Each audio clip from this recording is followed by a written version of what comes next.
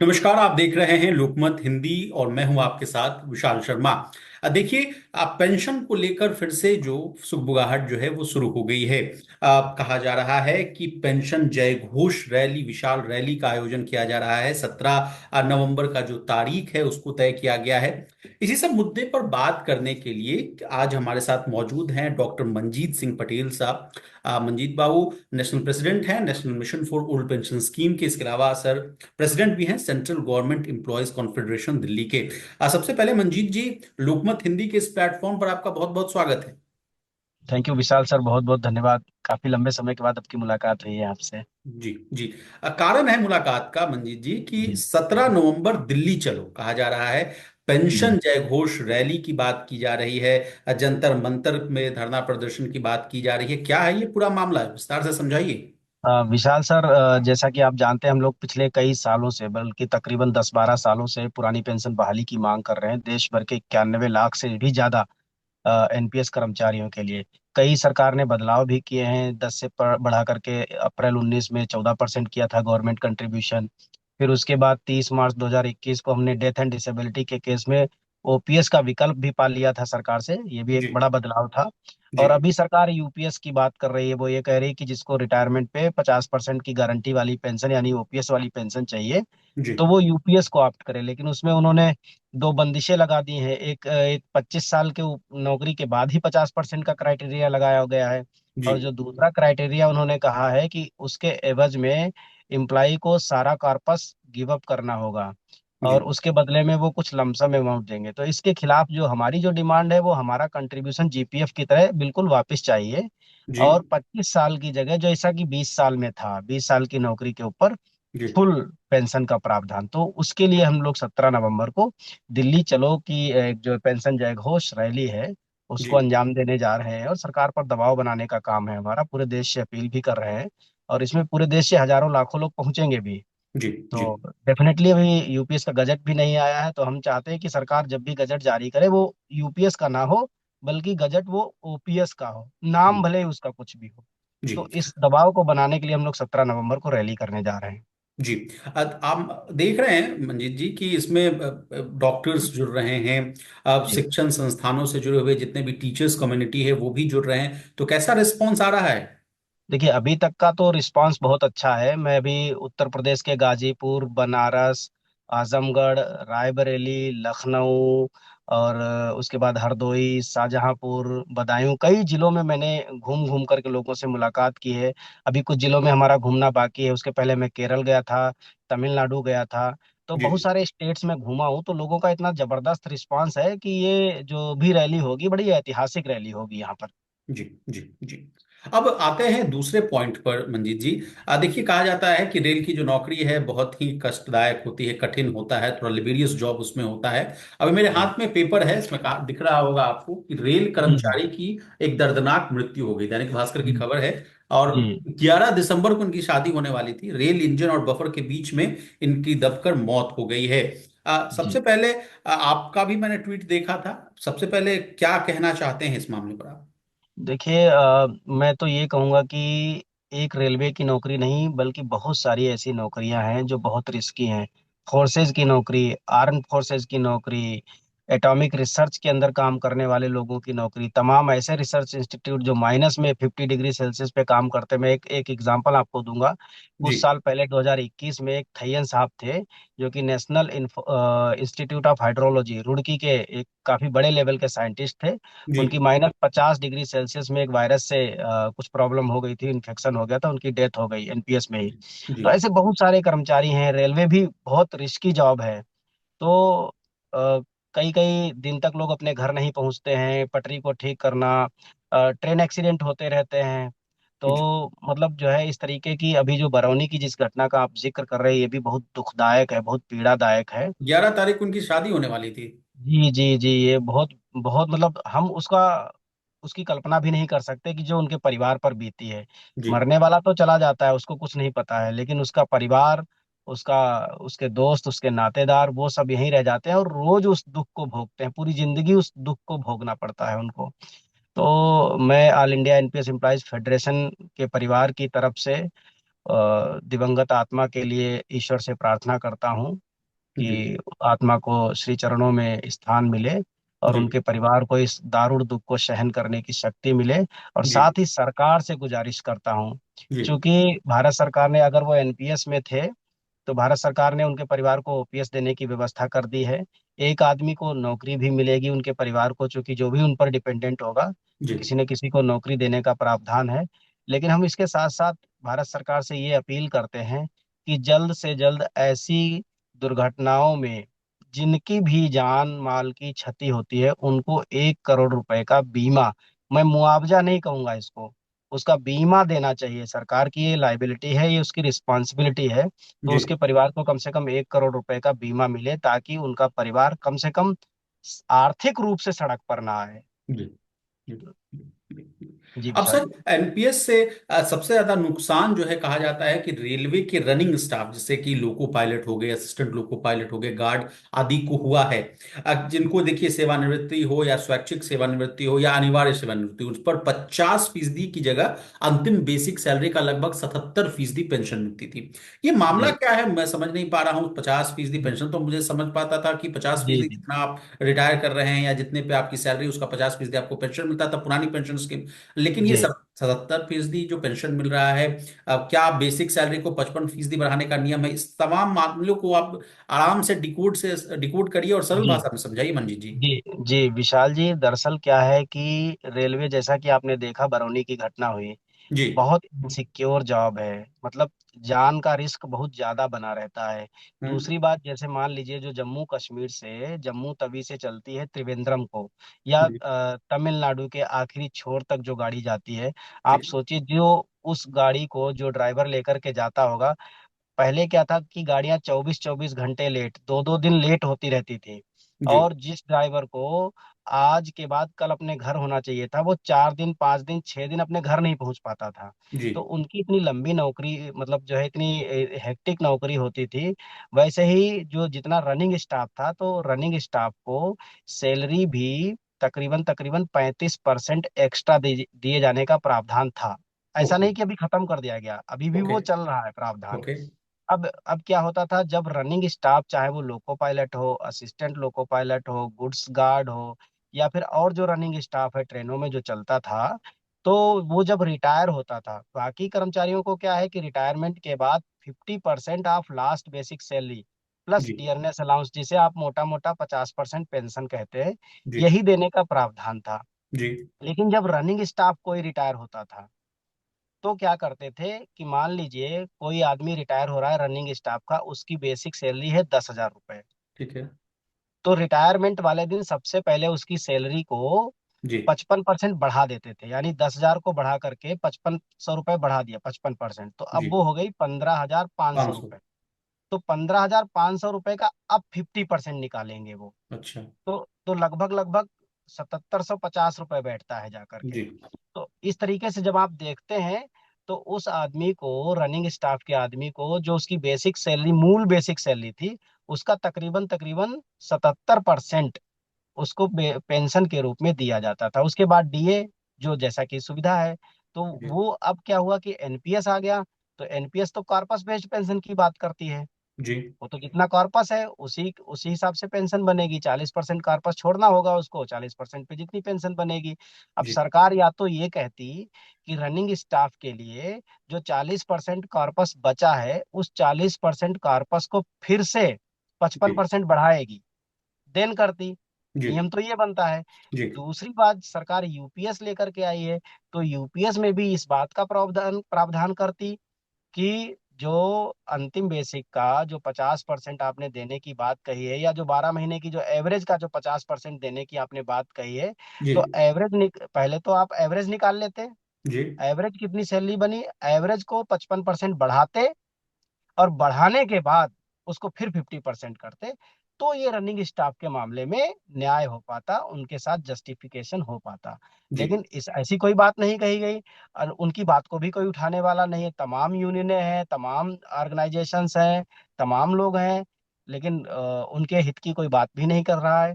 जी कितना आप देखिए, इंजन में जो आदमी बैठता है, जो गाड़ी चलाता है, वो 40 डिग्री नहीं भाई साहब, 50 डिग्री से ऊपर पहुंच जाता है टेम्परेचर।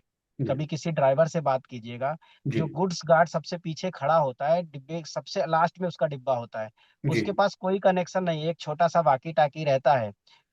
जी ट्रेनें रुकती हैं, जंगलों में रुकती हैं, पहाड़ों के किनारे रुकती हैं, मतलब तमाम तरह के खतरे हैं। जी प्लस उसमें इतने शॉक लगते हैं, इतने झटके लगते हैं उन उन लोगों को। और जी वो लगातार उनकी मतलब 36-36 घंटे की ड्यूटी होती है।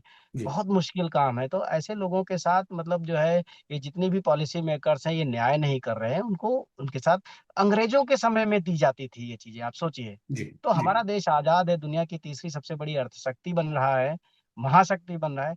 तो ऐसे में क्यों नहीं दिया जा सकता? जी जी बात इच्छा शक्ति की है। इच्छा शक्ति जिस दिन सरकार ठान ले, तो इनके साथ भी न्याय हो जाएगा। इसीलिए हम ओपीएस की डिमांड करते हैं। ओपीएस का मतलब क्या है? कि हमारा वाला कंट्रीब्यूशन जीपीएफ की तरह हमको वापस मिल जाए, जीपीएफ जी वाली सारी सुविधाएं हमारे कंट्रीब्यूशन पे मिल जाए। जी और फिर हम सरकार वाला अंशदान सरकार को गिव अप कर दे, वापस कर दे, सरेंडर कर दे। और उसके जी एवज में जो पेंशन का रूल था, उसके हिसाब से हमको पेंशन दे दी जाए। जी गार्ड है, रनिंग स्टाफ है, तो उसको उसके नियम के हिसाब से पेंशन दे दी जाए जो चल रहा था। इससे सबको न्याय मिल जाएगा। जी मंजीत जी, मेरे एक दो सवाल हैं। एक तो एक आप कह रहे हैं कि 24 घंटे 36 घंटे लगातार ट्रेन में वो ड्राइवर हो या जितने भी रनिंग स्टाफ हैं वो लगे रहते हैं। मेरा पहला प्रश्न आ रहा है दिमाग में कि क्या बीच बीच में अगर कहीं स्टेशंस आ जाती हो, या अगर 8 घंटे की नौकरी हो या 12 घंटे की नौकरी हो और किसी स्टेशन पर आकर क्या ट्रेन जो स्टाफ है उनकी अदला बदली नहीं होती है क्या? कि जी लगातार एक ही ड्राइवर हो, एक ही लोको पायलट हो, लगातार 24 घंटे 48 घंटे ड्यूटी करता है क्या? जी जी। देखिए, रेलवे की जो नौकरी है वो 24 घंटे की होती है। जी बिल्कुल पुलिस की तरह नौकरी होती है। दूसरी बात, ऐसा इसलिए नहीं हो पाता कि कोई ड्राइवर मान लीजिए जम्मू तवी से चला है, उसको तमिलनाडु तक जाना है। जी मान लीजिए उसका जबलपुर में चेंज भी होना है, तो जबलपुर पहुंचने के पहले ही वो 12 घंटे लेट हो गई ट्रेन। तो ओके। 12 घंटे तो उसे बिताने पड़ेंगे ना। जी तो जी मुद्दा ये नहीं कि जबलपुर में, तो उसके ड्यूटी आवर्स तो उसका बढ़ गया। जहां ओके उसकी 12 घंटे में जबलपुर पहुंचना था, वो 24 घंटे में जबलपुर पहुंच रहा है। तो ओके। जबलपुर से पहले तो स्टाफ नहीं चेंज करोगे आप। जी रूलिंग है उसे जी रेस्ट देने का, जी। उसके लिए लॉबी बनी है। लेकिन ये चूंकि जॉब, नेचर ऑफ जॉब ऐसा है कि उसमें आप वेदर लाख कंडीशंस कोशिशें कर वैसे लो। नहीं हो, जैसे अब जी ठंडी का जी मौसम आ रहा है तो बिल्कुल धूप बिल्कुल के कारण बिल्कुल ट्रेन लेट हो जाएगी, इस वजह से वो बिल्कुल परेशानी होगी। बिल्कुल बिल्कुल। जी तो ये सारी चीजें हैं, वो प्रकृति की आपदा है, प्रकृति का इम्पैक्ट है, उसको जी आप हटा नहीं सकते, इग्नोर नहीं कर सकते जी उसको। जी। लेकिन जो हम कर सकते हैं वो हमारे जो जितने भी स्टाफ हैं उनको हम लोग बेहतरी के लिए कुछ कदम तो जरूर ही उठा सकते बिल्कुल। हैं। सामाजिक दूसरा। आर्थिक सुरक्षा दे सकते हैं, तो वो देनी चाहिए। जी। अब मंजीत जी, मेरा दूसरा सवाल है कि ये जो प्रिविलेज की मैंने अभी जो समझा आपसे कि 10,000 था उसको 55% बढ़ाकर 15,500 कर दिया जाता है, तो ये तो अच्छा प्रिविलेज है। मैं आपसे जी जानना चाहता हूँ कि अगर बहुत लोग हमारे जो व्यूवर्स ये भी जानना चाहेंगे कि ये प्रिविलेज किन किन स्टाफ्स को मिलता है? जी। देखिए, जितना भी रनिंग स्टाफ है उसको ओके मिलता है। और ओके। रनिंग स्टाफ जैसे लोको पायलट है, असिस्टेंट लोको पायलट है, गुड्स गार्ड है, या फिर जो उसमें टिकट चेक करने के लिए जो एग्जामिनर चलते हैं उसमें वो चलते हैं। इसके अलावा मेडिकल स्टाफ उसमें होता है, उसको जी भी मिलता है। जी और रेलवे ही नहीं, कई कई जगह और भी ऐसी नौकरियां हैं जिनको, जो बहुत हाई रिस्क जिनको जॉब कहते हैं। जी जैसे कोई मान लीजिए एटॉमिक सेंटर में काम कर रहा है, जी जी कोई बहुत इन्फेक्शन वाली जगह पे काम करता है। डॉक्टरों को भी, डॉक्टरों को आप देखिए, डॉक्टरों को 35% उनके यहाँ उसको कुछ और बोलते हैं उसको, जी मेडिकल नॉन प्रैक्टिशनर एनपीए बोलते हैं, नॉन जी जी। प्रैक्टिस नॉन अलाउंस बोलते हैं। Practising allowance. Exactly exactly। तो उनको भी वो इसीलिए दिया जाता है क्योंकि वो बाहर कहीं प्रैक्टिस नहीं कर सकते हैं। और दूसरी बात, वो बहुत रिस्क में नौकरी करते हैं। तो इन्फेक्शन का खतरा बहुत रहता है, तरह तरह की बीमारियां रहती हैं, तो उनको इस तरह के भत्ते दिए जाते हैं। जो भी मतलब जितनी भी इस तरह की सर्विसेज है, उन सबको इस तरह के प्रिविलेज दिए जाते हैं। जी जी। मंजीत जी, अब मेरे पास एक 18/10/2024 का एक चिट्ठी है। इसमें ये कहा गया है कि conditions for grant of additional pension to the retired जी central government civil employees covered under the CCS rules 2021। ये मामला भी चूंकि अब आप आ गए हैं तो आपसे समझना जी चाहेंगे। इसमें बेसिकली मैं जहां तक समझ पा रहा हूँ कि जैसे 60 साल तक आदमी रिटायर कर जाता है, 60 साल नौकरी जी करने के बाद, उसके बाद जी जैसे जी जैसे उसकी एज बढ़ती है उसके बाद उसके पेंशन्स में बढ़ोतरी का मामला है। तो ये जी। मामला क्या है? इस चिट्ठी को अगर मैं आप समझ आपके पास है तो मैं इसको डिकोड करिए। बिल्कुल जैसे बिल्कुल। 80 years to less than 85 years to 20% of the basic pension and G slash compassionate allowance, ये क्या है मंजीत जी? मैं समझाता हूँ सर। देखिए, जब पेंशन मिलती है तो पेंशन में इंक्रीमेंट नहीं होता है।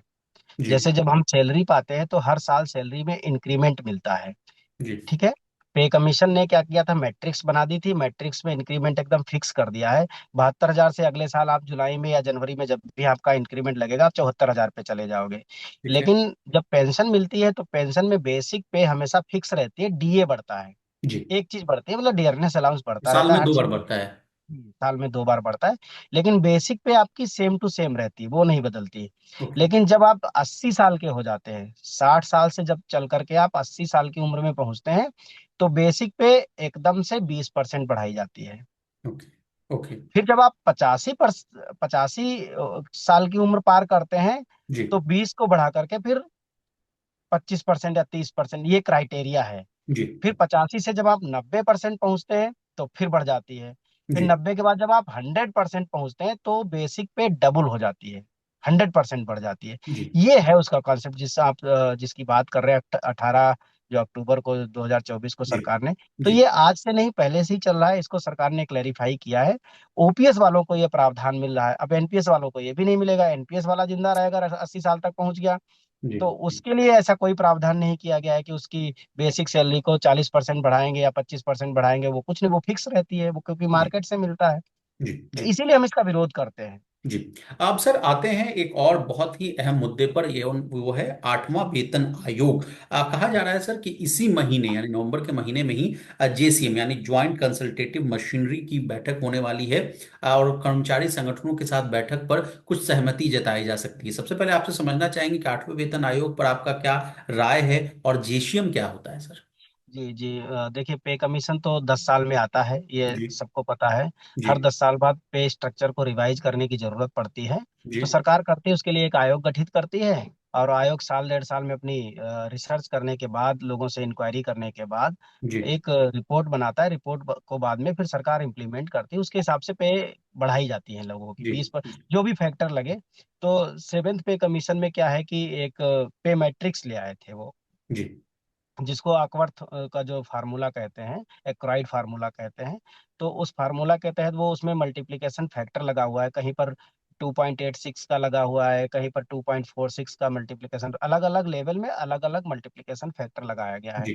अभी आठवें पे कमीशन के लिए अब जो बात आप कर रहे हैं, जेसीएम यानी ज्वाइंट कंसल्टेटिव मशीनरी, ये इंपॉर्टेंट है समझना कि ये होता क्या है। जी। भारत सरकार के तकरीबन तकरीबन 60 से 72 डिपार्टमेंट हैं। जी। हर डिपार्टमेंट के अंदर चुनी हुई यूनियनें होती हैं। जी। हर डिपार्टमेंट के कर्मचारियों के लिए, मतलब सरकार ने क्या किया है कि हर डिपार्टमेंट के हिसाब से अलग अलग एक एक मेंबर, या कहीं 2 मेंबर, किसी डिपार्टमेंट से 3 मेंबर, किसी डिपार्टमेंट से 4 मेंबर, ऐसे करके उसने दिया है कि यहाँ से चुन करके आएंगे। जी। मान लीजिए टेलीकम्युनिकेशन डिपार्टमेंट है, तो वहां से एक मेंबर जाएगा जो जी। जेसीएम का मेंबर कहलाएगा। जी। रेलवे से तकरीबन तकरीबन 12 मेंबर पहुंचते हैं, जिन्हें हम जेसीएम का मेंबर कहते हैं। ऐसे ही टोटल 80 मेंबर पहुंचते हैं जी। ओवरऑल, 60 से जिन्हें हम, 72 विभागों से। जी जी, 60 से 72 विभाग हैं। ये जी। दरअसल 1968 में बनाया गया था ये जी। जेसीएम का कॉन्सेप्ट। जी। अभी भी वो चल रहा है। तो अभी जी। हालांकि इसमें कुछ कुछ बदलाव करने की जरूरत है, क्योंकि उस समय जो डिपार्टमेंट बनाए गए थे, वो आज जी। डिपार्टमेंट ही नहीं रह गए, जी। तमाम डिपार्टमेंट मर्ज हो गए, कुछ नए जी। डिपार्टमेंट बना दिए गए। तो जी। पुराने के हिसाब से चल रहा है। तो ये 80 आदमी जो हो गए, वो स्टाफ साइड बोले जाते हैं। जी। फिर भारत सरकार की मिनिस्ट्री से तकरीबन तकरीबन 25 आदमी डिप्यूट किए जाते हैं, वो सरकारी आदमी होते हैं, मतलब सेक्रेटरी लेवल के, डिप्टी सेक्रेटरी लेवल के। और उन इन दोनों सिस्टम को मिला के, यानी 25 आदमी वो और 80 आदमी ये सारे लोग मिला करके बना दिया जाता है, जिसे हम जेसीएम कहते हैं, ज्वाइंट कंसल्टेटिव मशीनरी। जी। जी। इसकी अध्यक्षता जो करता है, वो कैबिनेट सेक्रेटरी ऑफ इंडिया करता है। जी। या कभी जरूरत होती है तो फाइनेंस मिनिस्टर हैं, वो उसकी अध्यक्षता करते हैं, वो इस पर बात करते हैं। जब भी कर्मचारियों का कुछ भी ऐसा मामला होता है जी। जिस पर सरकार को लगता है कि इस पर बात करने की जरूरत है, तो वो जेसीएम इसी सिस्टम से बात करती है। जी। और ये जितने भी डिपार्टमेंट हैं, ये सेंट्रल गवर्नमेंट के डिपार्टमेंट हैं। ओके। क्योंकि स्टेट्स में क्या है, स्टेट्स में कोई डिपार्टमेंट है, उसके एसोसिएशन से स्टेट डायरेक्ट बात करता है। ओके। तो वहाँ ओके। अलग स्ट्रक्चर है। ठीक है। सेंट्रल गवर्नमेंट का, चाहे पे कमीशन का हो, चाहे डीए का हो, चाहे टीए का हो, चाहे चारे का हो, चाहे मेडिकल का, कुछ भी मुद्दा है, जी। अगर वो बड़े पैमाने पर उठाया गया है, तो भारत सरकार जेसीएम से ही बात करेगी, यानी सेंट्रल गवर्नमेंट एम्प्लॉयज के रिप्रेजेंटेटिव से बात करेगी। जी। तो ये है। तो अभी जेसीएम की जिस आप बैठक का जिक्र कर रहे हैं, ये बैठक होनी थी नवंबर में, ये टल ओ- गई है। ये ओ, पहले वीक में होनी थी, लेकिन अभी सरकार ने इसको फिलहाल पोस्टपोन कर दिया। अब कब होगी तो बाद में डेट आएगी। भगवान मुझे जाने। लग रहा है कि ये महाराष्ट्र के चुनाव के बाद होगा कुछ, मुझे ऐसा लगता है। ओके। और अभी चूंकि सत्र चलने वाला है, 19 तारीख से संसद का सत्र शुरू हो जाएगा। जी। तो इस सत्र जब समापन होगा उसके बाद बैठक करेंगे ये लोग। जी। अब मंजीत जी, एक अगला सवाल इसी से जुड़ा हुआ है जो कर्मचारी लोग भी सुनना चाहते हैं, जानना चाहते हैं। कहा जा रहा है कि अगर ये आया आठवां वेतन आयोग, तो न्यूनतम जी वेतन में बढ़ोतरी की बात की जा रही है। कहा जा रहा है, तमाम जो मीडिया में रिपोर्ट्स हैं, जो अखबारों में आ रहा है, उसी के आधार पर मैं कह रहा हूँ, 18,000 रुपए से लगभग बढ़ाकर 34-35 हजार रुपए किए जाने की संभावना है। ये क्या जी आप इससे सहमत हैं? और ये वाला बिल्कुल मामला क्या है, बिल्कुल। इसको भी आसान भाषा में जी समझाइए। जी जी, मैं इससे बिल्कुल सहमत हूँ। देखिए विशाल सर, पहले भी जो मिनिमम बेसिक होनी थी वो 21 हजार रुपये होनी थी, ठीक है। लेकिन 10 साल गुजरने वाले हैं, वो अभी 18 हजार ही चल रहा है। तो ओके। पहले भी हमें वो 3 हजार का जो सबसे पहले लेवल का जो कैंडिडेट है, जो कर्मचारी है, जिसे आप एमटीएस कहते हो, जी। उसको 21 हजार रुपये उसकी बेसिक सैलरी होनी थी, नहीं हुई, वो न्याय नहीं मिल पाया। अभी जो चर्चा चल रही है वो 36 हजार के आसपास चल रही है। जो ठीक जो है। प्राइस इंडेक्स के हिसाब से कैलकुलेशंस आई हैं बाहर, जी। जो मार्केट में कैलकुलेशंस घूम रही हैं, जी। उसमें 36 हजार रुपये के आसपास बेसिक, पहले बेसिक। जी। फिर उसके हिसाब से अगले बेसिक तकरीबन तकरीबन 16-18 लेवल हैं। तो जी। अलग अलग लेवल में अलग अलग बेसिक सैलरी बनती है जा करके। जी। तो जी। जरूरत भी है आज के टाइम पर, कम से कम एटलीस्ट 40 हजार के आसपास किसी आदमी की बेसिक सैलरी होनी चाहिए, ताकि उसको 50% से ऊपर डीए चल रहा है, मोटा मोटा 50% मान लीजिए, ठीक है। तो ठीक है। 60,000 रुपीज करीब करीब उसका वेतन बनना चाहिए, ओके। बिना टीए, बिना एचआरए और बिना किसी और भत्ते के। मतलब ओके। 60,000 से ऊपर ही उसका वेतन जाना चाहिए आज की डेट में, छोटी जी। सी छोटी जगह के लिए। जी। जी। अब आपसे एक कैलकुलेशन की माने गणित गुना भाग भी समझना चाहेंगे, मंजीत जी, कि मान लीजिए अगर ये बढ़ोतरी होती है, जैसे 18,000 से आप कह रहे हैं कि 36,000 होने की बात है, तो मान लीजिए किसी जी का 50,000 सैलरी अभी है, तो कितना बढ़ जाएगा? तो अगर नहीं नहीं, कैलकुलेशन वाइज। वो ऐसे नहीं बढ़ता है विशाल जी। जी। वो जिसकी 50 हजार रुपये सैलरी है, वो किस लेवल में काम कर रहा है और कितने साल उसको हो गए, उसके जी। हिसाब से हर लेवल पर एक मल्टीप्लिकेशन फैक्टर आएगा। ओके। ओके। तो ओके। जो जो जो मान लीजिए अगर मैं 8वें लेवल में काम कर रहा हूँ जी। और मुझे 16 साल नौकरी का हो गया, तो इसका मतलब है कि मुझे एक एमएससीपी मिल चुका है जी। 16 साल में। जी। तो मैं भले ही लेवल 8 में नौकरी कर रहा हूँ, लेकिन जी।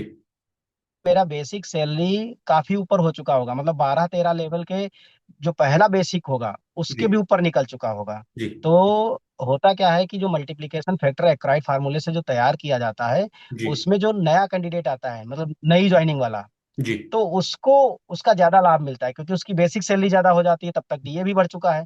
जी। लेकिन जो पुराने लोग हैं, तो उनको ऐसे नहीं होता है कि उनका भी मल्टीप्लिकेशन फैक्टर उतना ही हो जाए। जी। ऐसा नहीं होता, मल्टीप्लिकेशन फैक्टर केवल एक लेवल में काम करता है और फिर नीचे इंक्रीमेंट बढ़ते हुए आता है।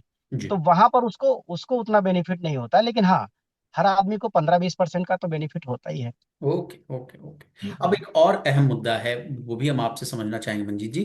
कहा जा रहा जी था कि जैसे दिवाली और धनतेरस से पहले ही केंद्र सरकार ने डीए बढ़ोतरी की, अब 50% जी से 53% हो गया सर। उसके साथ ही एक और सवाल उठ गया कि क्या बेसिक सैलरी में 53% जो महंगाई भत्ता है, जो डीए है, वो मर्ज हो जाएगा नहीं? इसको लेकर भी कई बिल्कुल मर्ज। बहुत सर सुगबुगाहट हो रहा था। सर ये मामला भी समझाइए।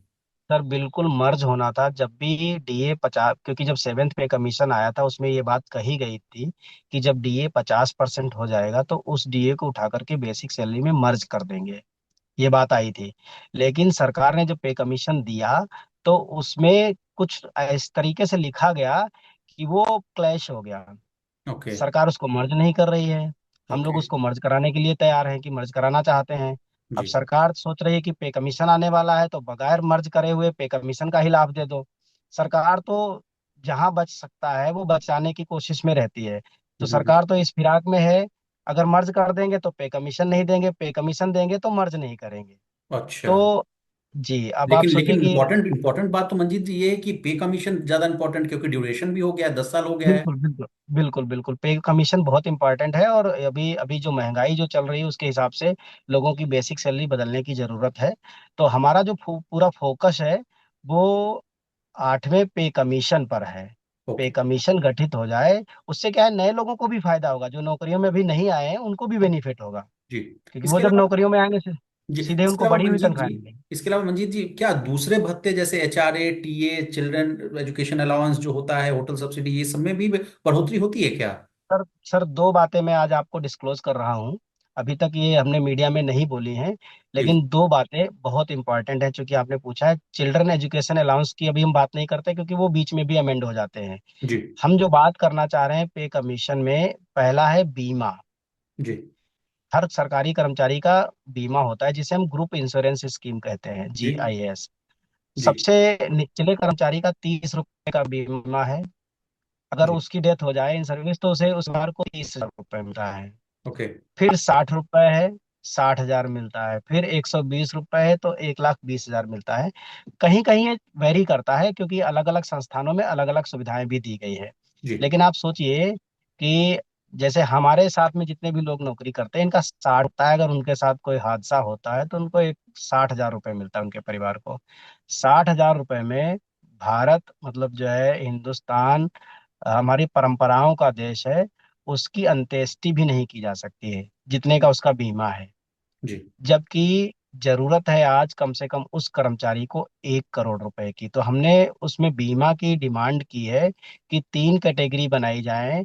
भले ही आप हमसे 300 रुपये महीना ले लें, हम्म। हम्म। 60 रुपए की जगह, लेकिन हमारा जो बीमा हो वो कम से कम 1 करोड़ रुपए का हो। जी। हमसे ऊपर वाले कर्मचारी का 1.5 करोड़ हो, और जो स्टाफ सेक्रेटरीज है उनका 2 करोड़, 2.5 करोड़ का बीमा कर दीजिए, हमको कोई दिक्कत नहीं है। जी। लेकिन आपका कम से कम ये एहसान मत करिए। जैसे कोविड पेंडेमिक आया, तो सरकार ने कहा कि कोई भी सरकारी कर्मचारी अगर मर जाएगा, तो हम उसको 1 करोड़ रुपए का बीमा करके देंगे, हम्म। 1 करोड़ रुपए उसका मुआवजा देंगे। भाई, आप मुआवजा किस बात का दोगे? मुआवजा कोई हमें हमें भीख थोड़ी दे रहे हो। हमारे लोग कोविड में जहाँ कोई काम करने को तैयार नहीं, डॉक्टर इलाज करने को तैयार नहीं, हम्म। वहां हमारे लोग ड्यूटी कर रहे थे, कैलकुलेशन कर रहे थे, लोगों को डेटा तैयार कर रहे थे कि किसके घर में क्या हो गया है। और उसकी अगर हाथ से मौत हो रही है, कोविड से मौत हो रही है, तो आप कह रहे हो 1 करोड़ का हम मुआवजा देंगे। हमें मुआवजा नहीं चाहिए, हमें बीमा की सुविधा चाहिए। हमारे लोग प्राइवेट कंपनियों से बीमा लेते हैं। प्राइवेट कंपनियां अगर किसी के साथ हादसा हो जाती है, हम सबको पता है किस तरह से ट्रीट करती है, कितना पैसा वापस लेना उनके परिवारों के लिए मुश्किलात भरा हो जाता है। तो जी। हम चाहते हैं कि वो बीमा सरकार खुद करे, 60 रुपए की बजाय 300 रुपए ले, हम्म। 5 गुना ले ले हमसे। लेकिन हमारा बीमा 1 करोड़ रुपए का होना चाहिए। जी। और उस जरूरत पड़े तो बाकी पैसा सरकार मिलाए उसमें। जी। हादसे कितने होते हैं? पिछली बार मैंने सरकार से RTI लगा करके पूछा था कि जी। बीमा के नाम पर आप कितना पैसा वसूलते हैं। सेंट्रल गवर्नमेंट ने बताया कि 1175-80 करोड़ के रुपए इनकम थी उसकी। फिर हमने पूछा कि आप खर्च कितना करते हो, तो उन्होंने बताया 400-500 करोड़ रुपए खर्च करते हैं केवल साल में बीमा के नाम पे। सारा पैसा आप बचा रहे हो। जी। हमें हम ये कह रहे हैं कि आप हमसे 3,600 रुपये हमसे साल में लो बीमा के नाम पर, हमें वापस नहीं चाहिए, ब्याज हम्म। सहित नहीं चाहिए। हम्म। लेकिन अगर हमारे किसी भी आदमी के साथ हादसा हो जाता है, तो उसको 1 करोड़ रुपए का लाभ मिलना चाहिए।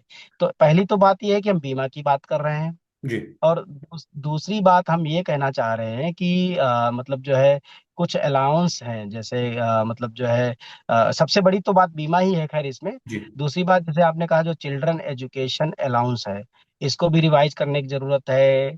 टीए को रिवाइज करने की जरूरत है, टीए बहुत कम चल रहा है। ओके। HRA तो खैर चलिए ठीक है, HRA 10, 20, 30 का क्लास बनाया हुआ है, वो ठीक चल रहा है। जी। उसमें जरूरत पड़ेगी तो उसका देखा जाएगा, लेकिन अभी अभी ये सबसे इम्पोर्टेंट, बीमा सबसे इम्पोर्टेंट है जी। इसमें। अब मंजीत जी, मैं इस पे न्यूज को फिर से दोहराना चाहूंगा, तो फिर ऐसे हादसे जो होंगे, उस बाद फिर से ये अपील, मांग मुआवजा की तो जरूरत नहीं पड़ेगी। अगर 1 करोड़ रुपए का अगर मुआवजा वाला अगर प्रावधान हो जाए अब बीमा की वजह जी, से ही, तो फिर ये क्यों मांगने की जरूरत होगा? कोई ऐसे ही बिल्कुल बिल्कुल। प्राकृतिक घटना हो जो आदमी सोच ना सकता हो, बहुत ही विभत्स। बताइए, 11 तारीख को जी इस आदमी की शादी होने वाली थी, अब इसको जी, पैसे मांगने पड़ रहे हैं, लोग को, संगठन को आना पड़ रहा है कि 1 करोड़ दिलवा दीजिए दीजिए। इससे भी छुटकारा मिल जाएगी सरकार। बिल्कुल बिल्कुल सर, हम इसी बात की तो अपील कर रहे हैं। और आपके चैनल के माध्यम से भारत सरकार से अपील करते हैं कि प्लीज सबसे पहले बीमा की समस्या को सुलझाइए, क्योंकि हादसे बता के नहीं होते हैं, हादसे किसी के साथ भी हो सकते हैं। जी। और हादसों पर राजनीति नहीं हो किसी की भी ना हो, ना यूनियन की हो, ना संगठन की हो, ना सरकार की हो, जी। ना किसी राजनीतिक पार्टी की हो। जी। हाथ पार्टी राजनीति के लिए नहीं है। जी। हादसे है उस, अगर हुआ है किसी के साथ, तो पहली बात तो ये प्रावधान किया जाए कि हादसे ना हो। कपलिंग आदमी को करने की जरूरत नहीं, ऑटोमेटिक कपलिंग आ रही है, वो लगवाइए आप। कहाँ विश्व गुरु बन रहा है भारत, और कपलिंग हमारी आज आदमी के लगा रहा है, वो कितना रिस्की है। अरे तो बहुत सारी मतलब ये सुधार व्यवस्थाएं हम सुन रहे थे, हम कवच लगेगा, रडार सिस्टम लगेगा, क्लैश नहीं होगा, कोलाइड नहीं होगा, उसके बावजूद भी हर हर हर साल जो है ठंडी आती है, ट्रेन की वही लेट लतीफी है, वही एक्सीडेंट है। और वही पहले तो रेल मंत्री हुआ करते थे नीतीश बाबू, और तमाम जितने भी देश के हमारे जो मंत्री हुआ करते थे वो कहते थे कि हम ले रहे हैं इस घटना की जिम्मेवारी, ले रहे हैं और स्वेच्छा से हम इस्तीफा दे रहे हैं। अब तो इस्तीफे की भी बात नहीं हो रही है, घटना हो रहा है, रेल मंत्री विजिट कर रहे हैं, उसके बाद जो है लोग मर रहे हैं तो मर रहे हैं, कोई सुविधा नहीं है। अब तो रेल कर्मचारी भी देखिए बहुत ही दुखद, हालांकि डीआरएम साहब ने कहा है कि मामले की हम त्वरित जो है कार्रवाई करेंगे, जांच करेंगे।